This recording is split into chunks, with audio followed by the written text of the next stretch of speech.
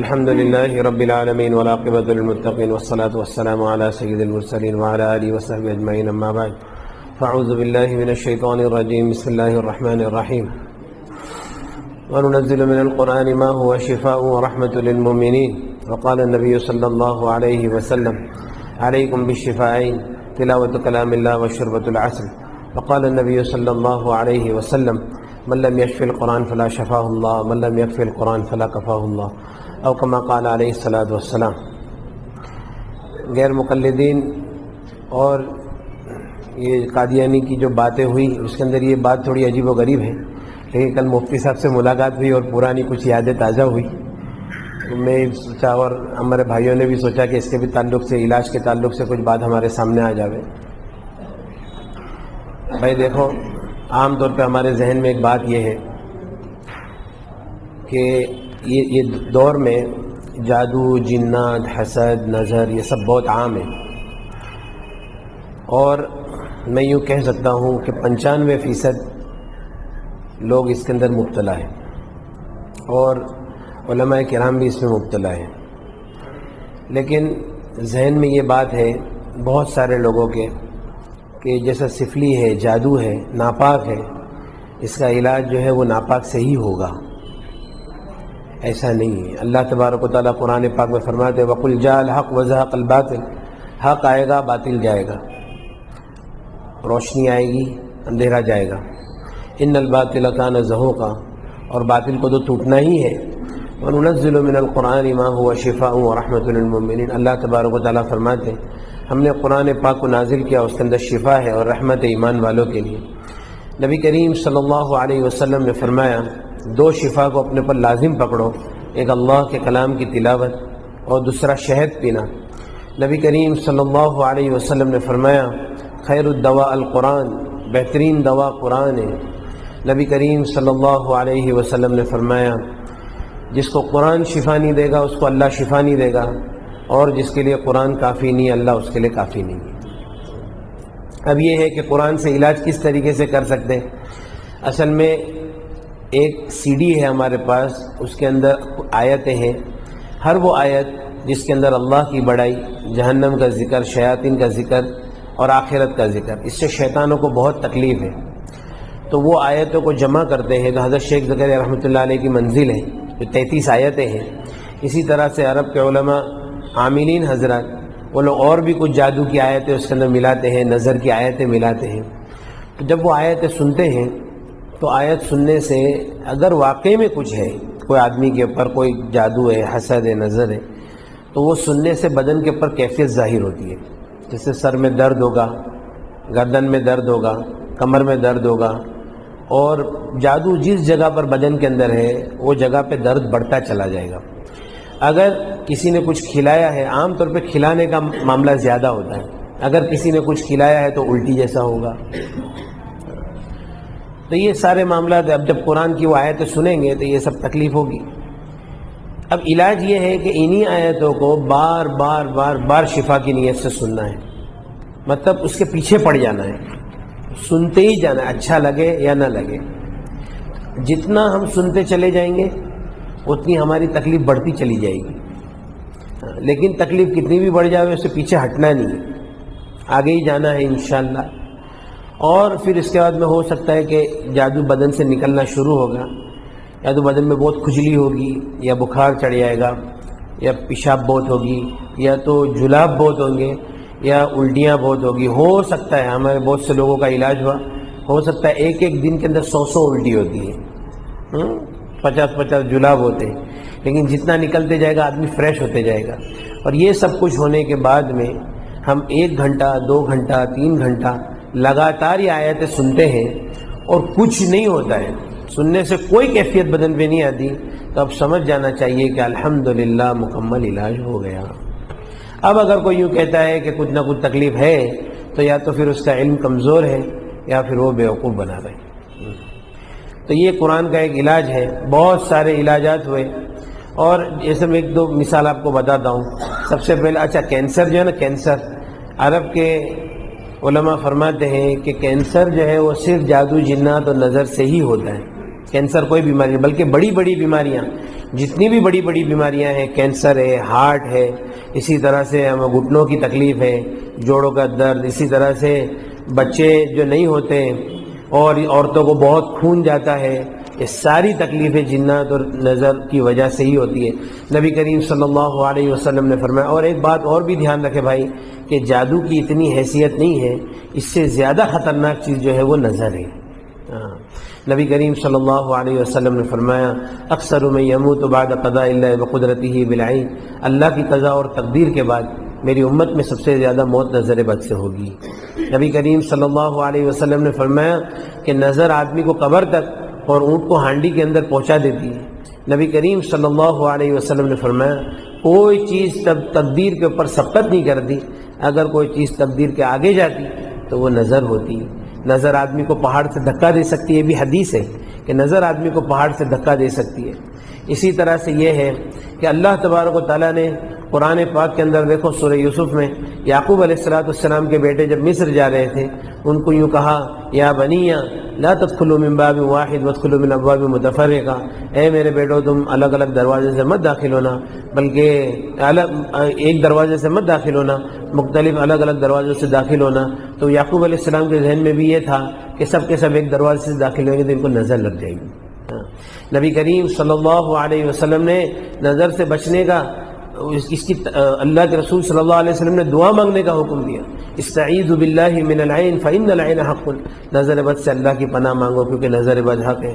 نبی کریم صلی اللہ علیہ وسلم نے فرمایا العین حق یحضرها الشیاطین وحسد بنی آدم، یہ نظر حق ہے، شیاطین اس کو حاضر کرتے ہیں، بنی آدم کا حسد اس کو لاتا ہے۔ اب یہ ہے کہ نظر کیوں لگتی ہے؟ کوئی آدمی نے کسی کی تعریف کیا، اس تعریف کے اندر اس نے اللہ کا ذکر نہیں کیا، بس تو وہ نظر لگ جاتی ہے۔ تو عام طور پہ ہماری آج ہم کسی کی تعریف کر دیں کہ بھائی تو کتنا چہرہ کتنا اچھا دکھ رہا ہے، اب اس کے اندر اللہ کا ذکر نہیں کیا، نظر لگ گئی کہ بھائی فلاں آدمی کا علم کتنا مضبوط ہے، اب اس میں اللہ کی تعریف نہیں کی، ماشاء اللہ بارک اللہ نہیں کہا تو نظر لگی۔ کیونکہ ایک آدمی کی تعریف ہوتی ہے، شیطان اس کو پسند نہیں کرتا کہ کسی آدمی کی تعریف ہو، فوراً وہ اس کے اوپر حملہ کرتا ہے۔ لیکن جب کوئی آدمی اس کے اندر کہتا ہے ماشاء اللہ بارک اللہ، اللہ تعالیٰ آپ کو اور برکت عطا فرماوے، اب اس کے بعد میں وہ نظر کا اثر کیا ہو جاتا ہے؟ ختم ہو جاتا ہے۔ اب یہ ہے اللہ کے رسول صلی اللہ علیہ وسلم نے فرمایا اپنی نعمتوں کو آدمی راز میں رکھے، اپنی نعمتوں کا زیادہ تذکرہ نہ کرے، نعمتوں کو راز میں رکھے، اور اپنی بیوی کی تعریف نہ کرے، اپنے بچوں کی تعریف نہ کرے، اپنی کسی چیز کی زیادہ تعریف نہ کرے، کسی کو شوشہ بھی نہ کرے۔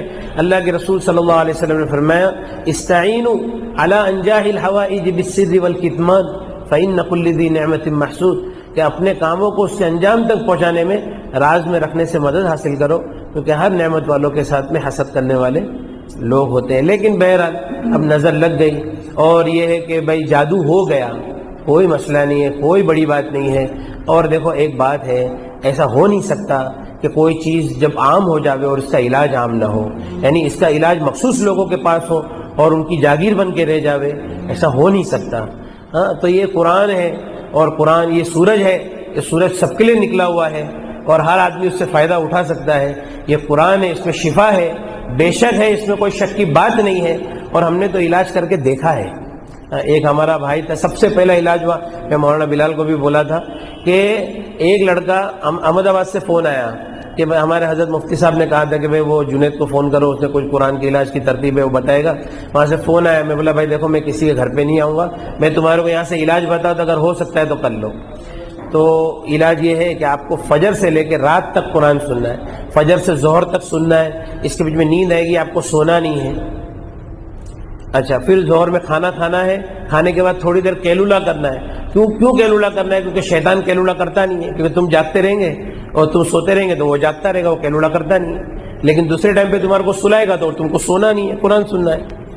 اب اس کا پہلا ایک دن گیا تو بول رہے مولانا پورا دن قرآن، اچھا اتنا سخت جادو تھا، کم سے کم نہیں تو بھی 15 سال کا جادو تھا وہ۔ تو کہا کہ مولانا پورا دن سنتے سنتے نا سر بہت دکھ رہا ہے۔ بولا چلو الحمدللہ، پکڑ میں معاملہ آیا۔ اب دوسرے دن اور سنا، بولا اور سنو بھائی، اور سنا تو بولے کہ تھوڑی تھکان لگ رہی ہے، کمزوری لگ رہی ہے۔ بولا الحمدللہ، اندر جو چیز ہے وہ کمزور ہو رہی ہے، ورنہ قرآن سے تھکان کا کیا مطلب ہے؟ اچھا تیسرے دن بھی کمزوری، چوتھے دن تو ایسی حالت ہو گئی کہ ایسا لگتا تھا کہ ابھی یہ مر جائے گا. اس کے والد نے مجھ کو کہا کہ بھائی یہ تو ایسا لگتا ہے کہ ابھی جائے گا دنیا سے.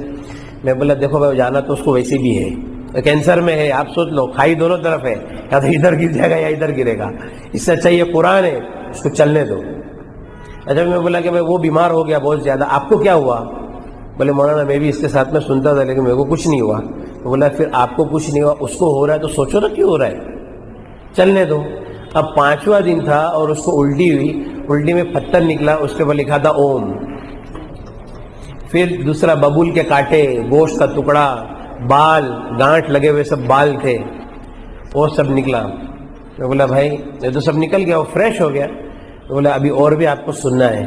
پھر اس کا میرے خیال سے کچھ 6واں دن تھا، اور قرآن سنا، ہری ہری الٹی، ہرے ہرے جلا. اور اس کا 9واں دن تھا، اور صبح سے رات تک نے قرآن سنا، وہ آیتوں کو سنا اور اس کو کچھ نہیں ہوا. بولے بھائی دیکھو الحمدللہ آپ کے وہ جو جادو وغیرہ تھا وہ سب ٹوٹ گیا، اللہ تعالیٰ نے آپ کو شفا دے دیا، اب کوئی مسئلہ نہیں ہے. اب آپ کا کینسر چیک کرا لو. اب کینسر چیک کرائے تو کینسر بھی نہیں ہے، الحمدللہ سب ختم ہو گیا. اسی طرح سے ہمارے یہاں پہ ایک عورت ہے، اس کے سینے کے اندر گانٹھ ہو گئی تھی کینسر کی. تو ہمارا وہ ایک بامبے میں ڈاکٹر ہے، ڈاکٹر سلطان پردھان، ایشیا کا سب سے بڑا ڈاکٹر ہے کینسر کا. تو اس نے بھی بول دیا تھا کہ بھئی یہ کینسر ہو گیا ہے. اب اس کے بعد جب قرآن پڑھے تو خبیث حاضر ہو گیا، معاف کر دو، چھوڑ دو، کبھی نہیں آئیں گے، یہ وہ. قرآن سنتے سنتے کمزور ہو کے وہ نکل گیا. اور پھر اس کے بعد میں بولا کہ بھائی ابھی قرآن اور سنتے رہو. تو اس کو ایسا لگتا تھا کہ وہ گانٹھ کے اندر کسی نے کیمیکل ڈال دیا ہے، اتنی جلن ہوتی تھی اور الٹی جلاب چالو ہو گئے. 2 دن تک ایسا چلا. 2 دن کے بعد میں کہا کہ اب وہ گانٹھ چھوٹی ہو گئی اور ایسا کچھ لگتا نہیں ہے، اب قرآن سننے سے کچھ ہوتا نہیں. بولا بھائی واپس چیک کر لو. 2 دن پہلے کا رپورٹ اور 2 دن کے بعد کا رپورٹ، اس کے اندر بتایا کہ کینسر ہے ہی نہیں، چربی کی گانٹھ ہے، ختم ہو گیا الحمدللہ. ہمارے سورت میں ایک صاحب تھے، تو ان کی بیوی کو خون بہت جاری رہتا تھا، اور خون کے بارے میں حدیث ہے الاستحاضۃ من الشیطان. تو ڈاکٹروں نے جب ٹیسٹ وغیرہ کیے تو کہا کہ بچے دانی کے اندر کچھ گانٹھیں ہیں، 5-6 گانٹھ ہے، تو اس کا آپریشن کرنا ہی پڑے گا، نہیں تو اس کا کوئی علاج نہیں ہے. تو انہوں نے یہ سوچا کہ چلو بمبئی میں اپنا آپریشن کریں گے. چلو بمبئی آئے تو کسی نے قرآن کے علاج کی ترتیب بتایا. میں نے بھی فون پہ تھوڑا سے ساتھ دیا کہ بھائی چلو، میں ان کو ترغیب دیا. انہوں نے قرآن سننا چالو کیا. تو صبح سے سنتے سنتے رات ہو گئی. اب اس رات میں انہوں نے رات الٹی ہوئی، دوسرے دن صبح میں ایک الٹی ہوئی، اور پھر اس طرح سے بہت خون نکلا اور خون بند ہو گیا. اور پھر اس کے بعد میں جب دوسرے دن آپریشن کے لیے گئے تو آپریشن کے پہلے ایک نارمل سونوگرافی ہوتی ہے. وہ سونوگرافی کے اندر دیکھا کہ بچے دانی میں تو گانٹھ ہے ہی نہیں. بولے تم کون کائے کے لیے آئے؟ تو بولے بھائی اس کے لیے. تو پہلے کا رپورٹ، دونوں رپورٹ دیکھا، 2 دن کے اندر الحمدللہ فرق ہو گیا. تو صرف قرآن سننا ہے، کچھ کام نہیں کرنا ہے. اصل تو قرآن پڑھنا ہے لیکن صحیح پڑھنا ہے. اگر صحیح نہ پڑھنا آوے تو پھر اس کو سننا ہے. اور یہ بات اپنے ذہن سے نکال دے کہ بھئی سفلی کا علاج سفلی سے ہوتا ہے، نہیں، بلکہ اللہ کے کلام میں ہر چیز میں شفا ہے انشاءاللہ. ٹھیک ہے بھائی. تو اور بھی بہت ساری بات ہے لیکن ابھی وقت نہیں ہے، پھر کسی وقت. اچھا ایک آخری بات، چلو ایک آخری واقعہ بیان کر دیتا ہوں. ہمارے یہاں پہ ایک مولانا ہے، مولانا سلیم کر کے. تو ان کی زندگی میں 40-50 عاملوں کا انہوں نے علاج کیا ہوگا.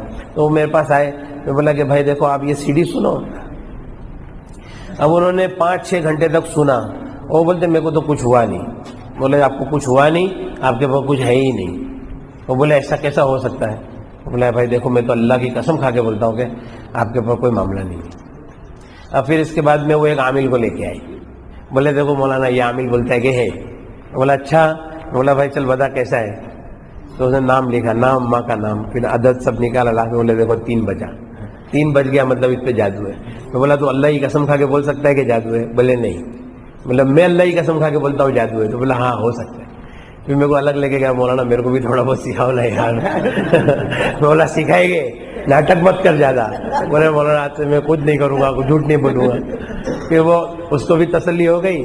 اور پھر اس کے بعد میں بولے اچھا اس کی جو بیماری تھی نا، اور آپ کو بیماری سنیں گے تو آپ کو ایسے ہی لگے گا کہ جادو ہے. کیا بولتا تھا کہ میں ہوٹل میں جاتا ہوں، میرے جو سٹاف ہے اس کو دیکھ کے میرے پاؤں ایسے جام ہو جاتے ہیں، وہ گھبراہٹ ہو جاتی ہے. میرا بچہ رات کو سو جاتا ہے، میں بیوی کو بولتا ہوں اس کو اٹھا دے یار، یہ سوتا ہے نا میرے کو بہت تکلیف ہوتی ہے، بہت رونا آتا ہے. میں بولا اچھا.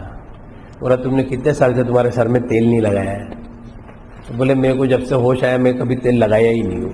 بولے رات کو جاگنے کی عادت ہے. بولے ہمارا ہوٹل کا دھندا ہم لوگ رات کو جاگتے. بولا ٹھیک ہے بھائی آپ کے سر میں تیل لگاؤ. اب وہ تیل کی مالش. بولا پہلے دن تیل بہت جائے گا آپ کے سر میں, جانے دینا, اور اس کے بعد 2-3 دن کے بعد کیا ہوتا ہے بتاؤ. 2-3 دن کے بعد وہ ملنے کے لیے آیا, گلے والے ملا اور ایک پیشانی پہ بوسہ دیا. بولے مولانا الحمدللہ میں بہت اچھا ہو گیا, پہلے دن 1 کٹورا تیل میرے سر میں چلے گیا. بولا بھائی تیرے دماغ میں خشکی ہے, اور بھی کچھ گڑبڑ تھی اندر کی, تو اس کا بھی علاج الحمدللہ بتایا اس کو. پھر وہ تو بولا کہ مولانا اللہ تعالیٰ نے آپ کے ذریعے سے ہم لوگ کا تو یہ موت تک کا مسئلہ حل ہو گیا. اب یہ ہے کہ ایک اور آدمی کو لے کے آیا, 16 سال سے ان کے گھر میں جادو تھا. تو میں بولا بھائی یہ قرآن سنو. گھر میں جا کے قرآن چالو کیا, اس کی بیوی کو سنا ہے تو خبیث حاضر ہو گیا بدن پہ. وہ خبیث بولتا ہے کہ بند کرو, اس سے کچھ ہونے والا نہیں ہے. وہ لوگ بولے مولانا یہ تو ایسا بولتا ہے کہ یہ قرآن سننے سے کچھ ہونے والا نہیں ہے. بولا دیکھو وہ بول رہا ہے نا کہ نہیں ہوئے گا, مطلب کچھ ہو رہا ہے. بولے اچھا نہیں ہوئے گا نا تو سب کو معلوم پڑ جائے گا کہ نہیں ہوا, تو بول رہا ہے نا کہ نہیں ہوئے گا مطلب کچھ ہو رہا ہے, تو اس کو چلنے دو. اچھا بولے نہیں جاؤں گا. خبیث بولتا نہیں جاؤں گا.